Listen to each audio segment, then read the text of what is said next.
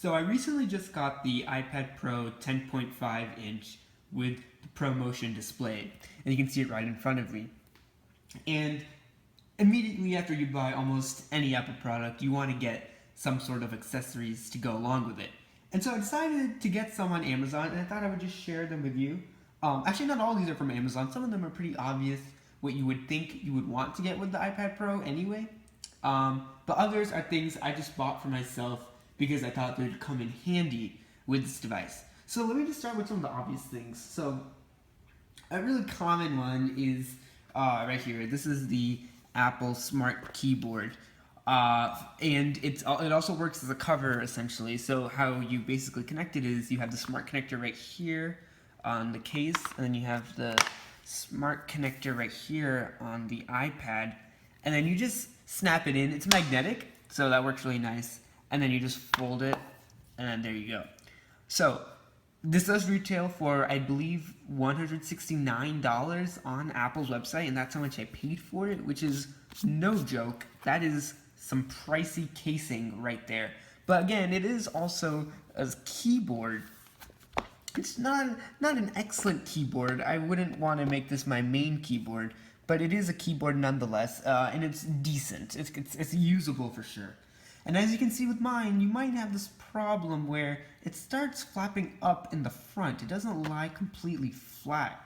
And so I do have an Apple Store appointment scheduled for later this week to get that checked out, because that is kind of annoying, and for so much money, it really shouldn't have any problems at all. So I will get that checked out. But the typing experience, you do have to press a little bit hard on the keys, but once you nail that down, it's actually a pretty decent typing experience. Again, it's not gonna, I don't think it's like a really suitable replacement to make your main typing experience, but as a secondary machine, which is basically what the iPad Pro is for me, as a college student, this is kind of like my laptop, and then I have a desktop.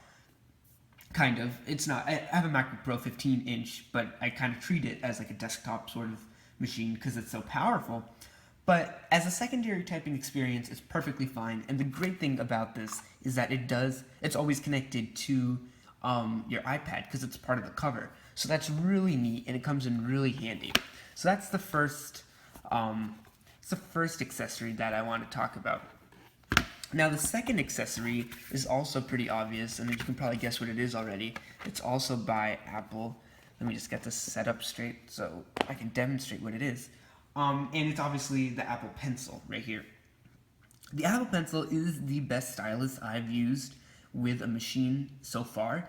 I guess it's not saying much because I haven't really used that many like professional styli, whatever the plural of stylus is. But coming from the Surface Pro 3 and its stylus, the Apple Pencil is far superior. And it's, especially with the 120 hertz display, the ProMotion technology on the iPad 10.5 inch, it makes writing incredibly fluid, very smooth, almost too smooth in fact. The Apple Pencil is very glossy and smooth, and when you write on the glass, it's also very glossy and smooth, so it doesn't feel like paper. But I kind of made, I think, the perfect experience.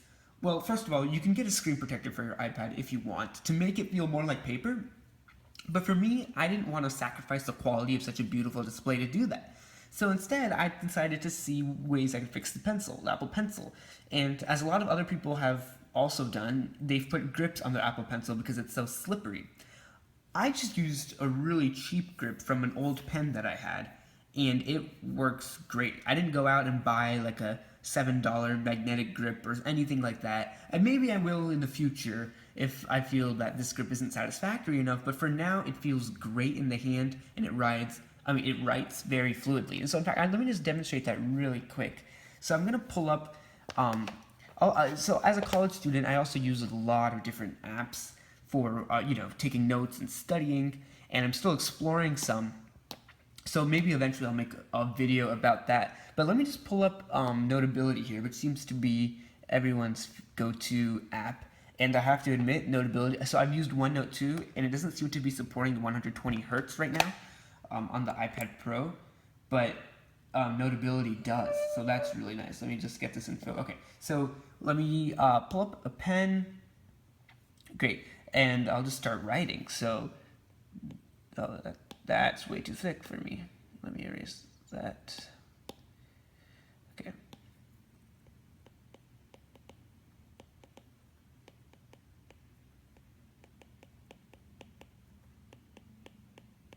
And it has virtually no lag. I think its latency is 20 milliseconds, and this new Surface Pen is 21 milliseconds. I haven't tried the new Surface Pen, but I've heard it's also incredible. But again, I've only tried the Surface Pro 3 pen, so I'm sure the new one is really good too. But the Apple Pencil really blew me away when I started writing with this. I mean, this is essentially how my handwriting looks. Another way I found out for me to make the handwriting experience more natural when you're using, since there's very little friction compared to writing on pen and paper, is if you actually lift the pencil up more often when you're writing, it makes the experience a lot more natural. It feels more like paper. So I can be like, this feels more like paper now. And actually, I prefer writing without a Notability. You can turn off pressure sensitivity right there, and I think that also makes it feel more natural. Now, there is no pressure sensitivity. So it doesn't jump usually. It doesn't. The palm injection is amazing. It's just a really natural, easy experience. And so far I've loved it. I actually haven't even taken any notes on it yet. I've just been still using OneNote because a lot of my notes are there, and I just wanted to continue them until I started, like a new subject. But yeah, so these are obviously the two main accessories that you would probably get with your iPad Pro. Now, here is something that I really wanted, because one of the biggest problems for me with the smart keyboard is that there is no cover for the back of the iPad. So that's not necessarily a very big deal because I'm usually really careful with my products and I don't scratch the back often. But if I'm putting it in my bag or taking it in my backpack, if I'm going to class, I really want to make sure this isn't scraping against my other notebooks I might have, like the plastic spirals or, anything that might potentially scratch the back, because it's such a beautiful back and I don't want to, it's such an expensive product too, and I don't want to scratch it if I can avoid it. So what I did do is I purchased this. This is the Pro Case 9.7 to 10.5 inch wallet sleeve case. So this is my Pro Case. I got this from Amazon, and it's in black. And the reason why I really purchased this one is because, okay, it has a cool business card slot, which I don't really need right now. But inside, it's kind of, I don't know if it's easy to see, but right here, right in here, it's really difficult to see, but you'll have to take my word for it. There is a slot for the Apple Pencil, which is the main reason why I bought this. Turns out, though, if you have a grip on your Apple Pencil, it's really difficult to put it in that little slot. So it didn't really work out the way I intended. I'm still trying to find a good way to store the Apple Pencil. Some people have pointed out that you could, when your iPad's just sitting there, you could put this on. It sticks magnetically. Okay, well, with the grip, I guess it doesn't anymore, but without the grip, it sticks magnetically. But with the grip kind of changes everything, so I can't really store it in there. So right now, I just kind of have to keep it in my pocket and just hope for the best. But as a case, the wallet case isn't too bad. I'm not usually a fan of wallet cases. I don't like the look, but this is the thinnest one I could find that also fit the smart keyboard with the iPad. So I can just go ahead and put it in and show you what it's like. It's kind of a tight fit, but it does go in. And then there's a magnetic clasp, or not clasp, but there's magnets in here so that it doesn't open up. And then it stays in a pretty compact package. It looks like, like an envelope or a wallet, like it's called. And then you could, in theory, put the Apple Pencil here, but it just doesn't fit really well with the whole thing. So I was a little bit disappointed by that. If you have a grip on your Apple Pencil and you're putting the smart keyboard on it too, see, like now the cap got stuck in there, I just wouldn't probably buy this case then. I would wait. There aren't that many cases out, or sleeves, I should say, because I was looking for a sleeve. There aren't that many out right now. So you'll just have to probably have to wait or just go without one for a little bit. Or buy the one from Apple, which costs a ton of money. But, you know, if this doesn't work, I might have to purchase that one too. We'll see. For now, this should do the trick just fine, and I'll just find a different place to put the Apple Pencil. See, now it also got some sticky stuff on the cap, which I'll have to take off later. So let's put that on the side. So we have the case back here, the Apple Pencil with the grip. I highly recommend putting some sort of grip on it. It really makes the writing experience that much better. In fact, Apple should probably include a grip with their next Apple Pencil, I think. Then obviously we have the iPad Pro itself and its smart keyboard. So the other thing about the iPad Pro is that it requires a more powerful charger than an iPhone, right? So I decided to, obviously the iPad comes with a charger, but I always need a spare because since I'm in college, I'm commuting, not that often, but sometimes I'm commuting from home to school and I can easily forget chargers. So I just like to keep one at school and one at home.